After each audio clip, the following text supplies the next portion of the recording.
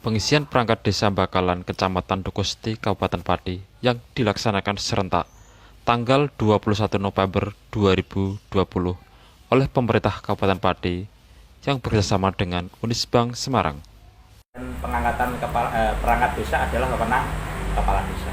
Ya, memang nanti dengan pertimbangan kajian itu juga tidak hanya nilai tertinggi, tapi masih termasuk kepribadian, terus kinerjanya nanti. Karena menyangkut kalau perangkat desa ini juga pelayan masyarakat. Kalau kita salah pilih, seadanya kok dengan pelayanan yang tidak bagus, yang nantinya kurang, nanti juga efeknya di kepala desa. Maka untuk pertimbangan saya nanti yang penting dari individu orangnya, calon itu saya tidak mengacu pada nilai, karena nilai ini saya anggap tidak transparansi, karena ada perkalian 1,5 itu dasarnya yang tidak jelas dari Unisbank. Dan nanti yang saya pakai adalah individu karakter orangnya saja yang diterima masyarakat. Hal ini diungkapkan oleh Kepala Desa Bakalan yang merasa tidak puas dengan sistem penilaian yang dikalikan 1,5. Ya, sementara seperti itu saya mengindahkan nilai ujian dari pemerintah Kabupaten Pati yang kerjasama dengan Unisbank Semarang. Rencananya yang sudah saya masukkan pengajuan rekom kepada Pak Camat satu, yaitu Kadus, dan ini rencananya untuk yang Sekdes ini masih kita tunda, perlu kajian karena dengan adanya nilai yang dikalikan 1,5 itu menjadikan yang punya pengabdian menjadi ranking urut nomor 3, itu yang di desa saya. Tapi setelah saya bagi 1,5 itu ternyata yang nomor 3 itu setelah ditambah dengan nilai pengabdian menjadi nomor urut peringkat 1. Nah, itu kan masih menjadi pertimbangan. Tapi kalau orangnya saya yakin lebih berkualitas karena sudah ada pengabdian di desa dan sudah menjabat selama hampir 7 tahun. Kinerjanya sudah bagus. Ya, itu kan kita kan tidak perlu nilai, tapi perlu kinerja, pelayanan dan lain sebagainya. Itu menurut kita lebih bagus lah, lebih pas. Sedangkan untuk itu kan tidak diketahui oleh Pemkab Pati ya, yang lebih tahu kan kepala desa untuk masalah kinerja. Ya, itu seharusnya untuk pertimbangan yang utama. Dan satu lagi, ini untuk hasil yang diterima Kepala Desa dari pemerintah Kabupaten Pati akan ditolak dan diindahkan karena menurutnya kurang sesuai.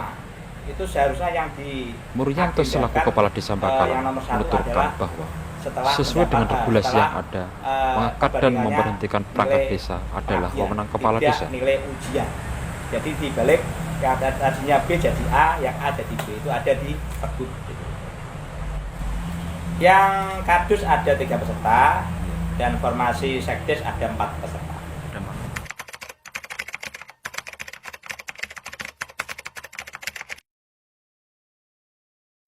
Ya, nilai ujian ya untuk dikalikan 1,5 ini dari Unisbank itu memang sangat merugikan peserta bagi yang punya pengabdian. Kenapa? Kenapa harus dikalikan 1,5? Karena di situ ada nilai skorsing yang artinya ujian mendapat nilai 0 saja itu sudah mendapat skor 30. Nah, terus untungnya apa kalau dikali 1,5? Kalau seandainya itu tidak ada nilai skorsing, tidak apa-apa dikalikan. Untuk hasil yang diterima Kepala Desa dari pemerintah Kabupaten Pati akan ditolak dan diindahkan karena menurutnya kurang sesuai. Dikalikan 1,5 itu boleh, tapi kalau ada nilai skorsing dari nilai ujian itu kan sangat merugikan bagi peserta yang punya pengabdian. Dan rata-rata yang bagi peserta punya pengabdian itu adalah perangkat desa dan instansi lain yang pernah menjabat dari kelembagaan desa. Itu kan akhirnya dirugikan karena merubah nilai skorsing ujian, dan itu tidak pernah tertera dalam tatip, dalam Pergub. Kita juga belum pernah diajak musyawarah tentang menentukan tatip, hanya disuruh tanda tangan. Itu yang keberatan bagi kami, karena itu juga saya anggap ya juga menyimpang dari aturan karena tidak ada tatipnya di dalam tersebut. Kalau dikalikan 1,5 itu sangat merugikan peserta sekali yang punya pengabdian. Itu kalau menurut pendapat saya.